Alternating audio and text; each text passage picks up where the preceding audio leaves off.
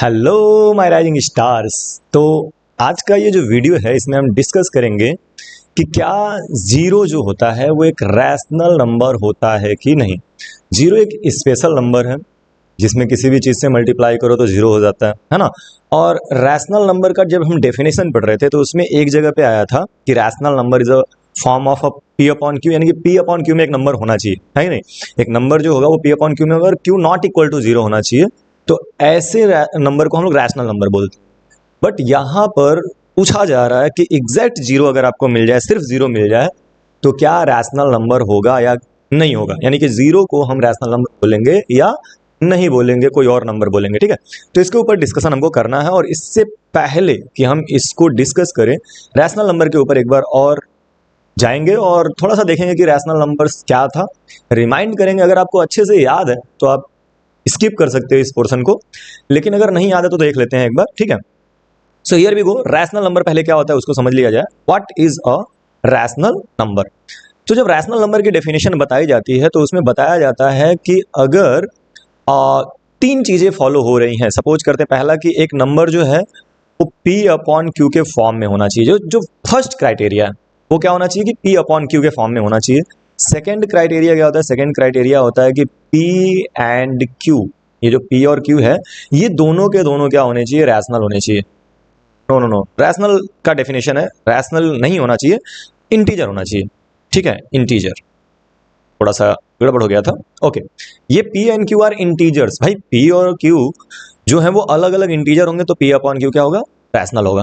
अब तीसरा पॉइंट जो होता है, लास्ट पॉइंट, जिसको हम बोलते हैं कि Q not equal to zero होना चाहिए। ठीक है, यानी कि अगर कोई नंबर रैशनल बना, अगर मैं ये कह रहा हूं कि ये जो गिवन नंबर है ये एक रैशनल नंबर है, तो इसमें ये दोनों कंडीशन फुलफिल होना चाहिए। मतलब पी और क्यू का इंटीजर होना कंपलसरी है और Q not equal to zero होना चाहिए। तो उस हिसाब से अगर हम जीरो की बात करें तो जीरो जो है, जीरो वो एक इंटीजर है। ऑफ कोर्स जब हम इंटीजर का डेफिनेशन दे रहे थे आपको, तो इंटीजर के डेफिनेशन में क्या था कि काउंटिंग नंबर यानी कि नेचुरल नंबर, काउंटिंग नंबर, ठीक है, प्लस नेचुरल नंबर्स,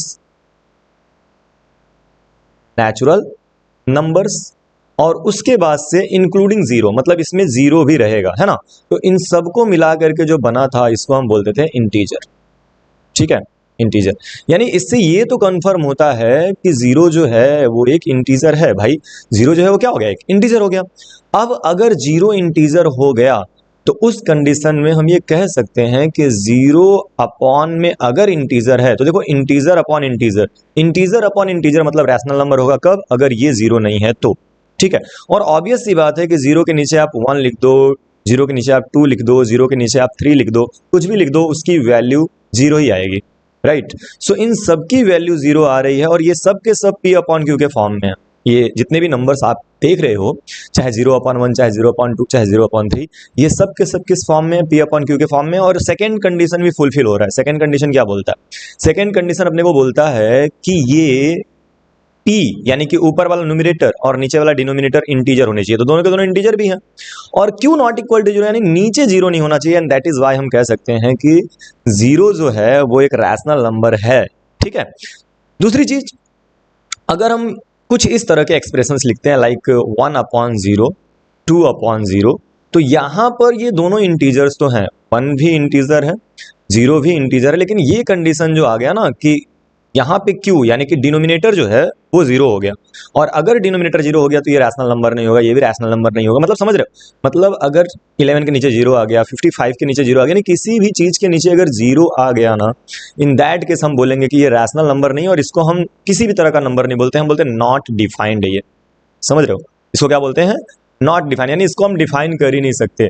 ये इनफाइनाइट भी बोला जाता है, नॉट डिफाइन भी बोला जाता है। तो ये सब बातें हैं जीरो से रिलेटेड। तो आज से अगर आपसे कोई पूछता है कि क्या जीरो एक रैशनल नंबर है, तो आप जोर से बोलोगे यस, जीरो क्या है? एक रैशनल नंबर है।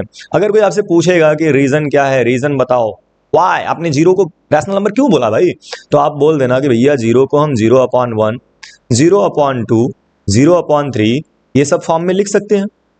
ठीक है। और ये भी जीरो खुद इंटीजर है, ध्यान में रखना है, और नीचे इंटीजर्स ही है। अगर इंटीजर और इंटीजर का रेशियो यानी कि रेशियो ऑफ टू इंटीजर्स लेते हैं तो वो रैशनली होता है, एंड दैट इज वाई जो हमारा जीरो है वो क्या है, एक रैशनल नंबर है। तो आई होप कि ये आइडिया आपका क्लियर है। अगर किसी भी तरह का कोई कंफ्यूजन अभी भी है कि इस अब तक का जो पढ़ाया गया उसमें कोई भी कंफ्यूजन है तो पूछते रहना, और ऐसे पढ़ते रहो, ध्यान से आगे बढ़ते रहो, खूब तरक्की करो। मिलते हैं नेक्स्ट वीडियो में किसी अच्छे कॉन्सेप्ट के साथ। तब तक के लिए बाय बाय, टेक केयर।